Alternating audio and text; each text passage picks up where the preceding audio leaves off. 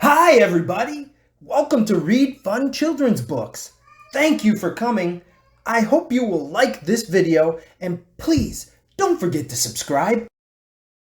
In today's story, Little Rabbit helps us learn the meaning of Harambe and friendship when he saves Karamu for Grandma Rabbit. Let's read Little Rabbit's Kwanzaa by Donna L. Washington and illustrated by Shane W. Evans. Little Rabbit was not having a very good Kwanzaa. Being the littlest rabbit in the family wasn't easy. He couldn't remember the names of all the days. He wasn't allowed to light the candles. His brothers and sisters made wonderful gifts to share. Little Rabbit was too embarrassed to share his gifts. He hated being the youngest. He was always in the way, and everyone told him he was too little to help. The only part of Kwanzaa that he really loved was the big feast called Karamu. This year, he wasn't even going to have that. Grandma Rabbit was sick. She lay in bed all day drinking dandelion tea. Mama Rabbit was so busy taking care of her, she didn't have time to cook. "Mama, if Grandma Rabbit is sick, who will make the Feast of Karamu?" Little Rabbit asked his mother. "Shame on you, Little Rabbit," his mama said. "Grandma Rabbit is sick, and all you think about is your stomach. You go outside." Little Rabbit hopped out and sat on the big gnarled tree stump. He really wanted to go and talk to Grandma Rabbit. She was very wise. Little Rabbit sat and thought. He thought about all the things his Grandma said about Kwanzaa. Kwanzaa is a special time when we help each other. That's what Grandma Rabbit had said. "That's it!" Little Rabbit jumped up and danced around. "I'll bring Grandma Rabbit a special treat for Karamu. That will make her feel better." Little Rabbit hopped down the road. "Where you going so fast?" Mama Oriole asked Little Rabbit. "I'm going to find a tasty treat for Grandma Rabbit. She's sick. I want her to have a good Karamu." Little Rabbit hopped away. Mama Oriole didn't know what Karamu was, but she knew Grandma Rabbit. Grandma Rabbit always brought out warm seed cakes and worm pudding when the weather got cold. "Poor Grandma Rabbit," said Mama Oriole. "I wish there was something I could do to help." Little Rabbit stopped by the side of the path. He looked under some logs to see if he could find something special for Grandma Rabbit. "What are you doing, Little Rabbit?" asked Groundhog, sticking his head out of a patch of grass. "I'm trying to find a zawadi for Grandma Rabbit. She's sick. I want her to feel better." Little Rabbit hopped off. Groundhog didn't know what a zawadi was, but he knew Grandma Rabbit. She always had time to make little toys for the animals when they were bored. "Poor Grandma Rabbit," said Groundhog.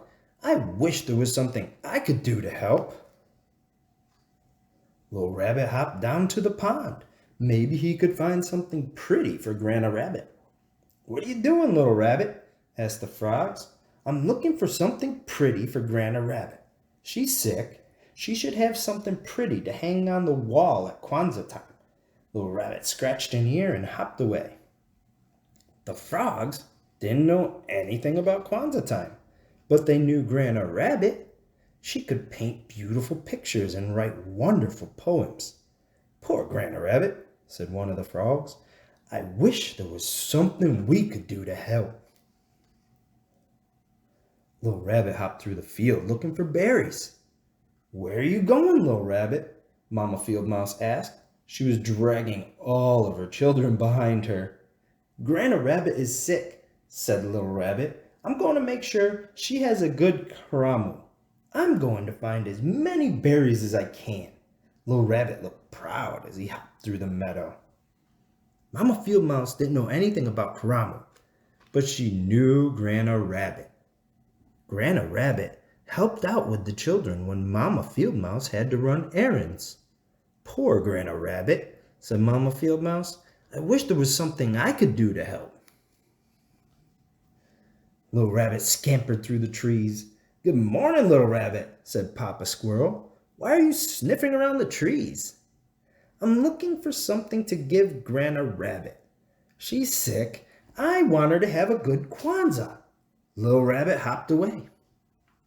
Papa Squirrel didn't know anything about Kwanzaa, but he knew Grandma Rabbit. She always helped him gather nuts in the fall. She even helped him remember where he hid them. "Poor Grandma Rabbit," said Papa Squirrel.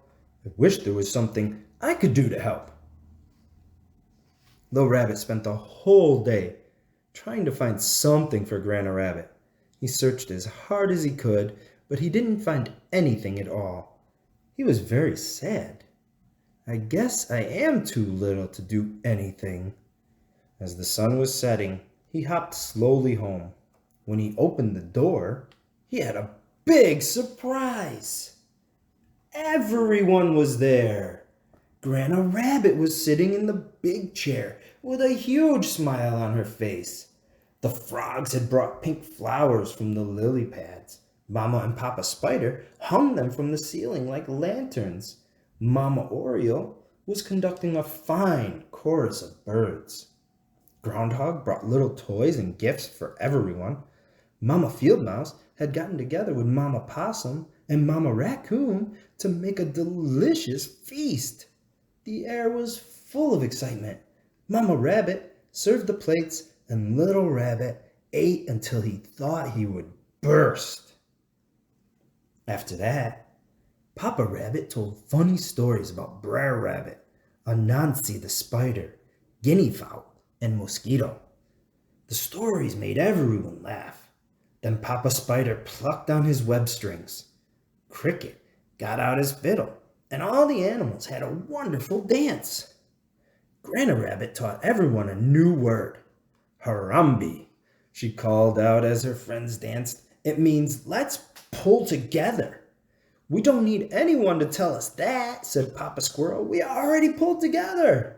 Everyone laughed and shouted, "Harambe! Harambe! Harambe!" But when Karamu was over, Little Rabbit sat with his grandma in the big chair. "Why are you so sad, Little Rabbit?" his grandma asked. "Didn't you have a good time?"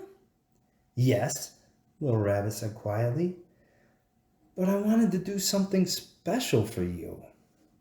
Grandma Rabbit just laughed. "You silly rabbit," she said, hugging Little Rabbit tight. "If you hadn't gone off looking for Karamu this morning, it never would have found its way here tonight." Little Rabbit frowned. "But I'm the only one who didn't have anything to share." His grandma smiled. "You shared your dreams, Little Rabbit, and your dream brought all of our friends and our neighbors together. That's a big thing." Little Rabbit felt proud. "My dream did all that?" "Yes, I'm not surprised though," his grandma said. "Why not?" Little Rabbit asked. "Because I have faith in you. If you have faith, Little Rabbit, there's always hope." "Oh, I'll try to remember that," said Little Rabbit, yawning.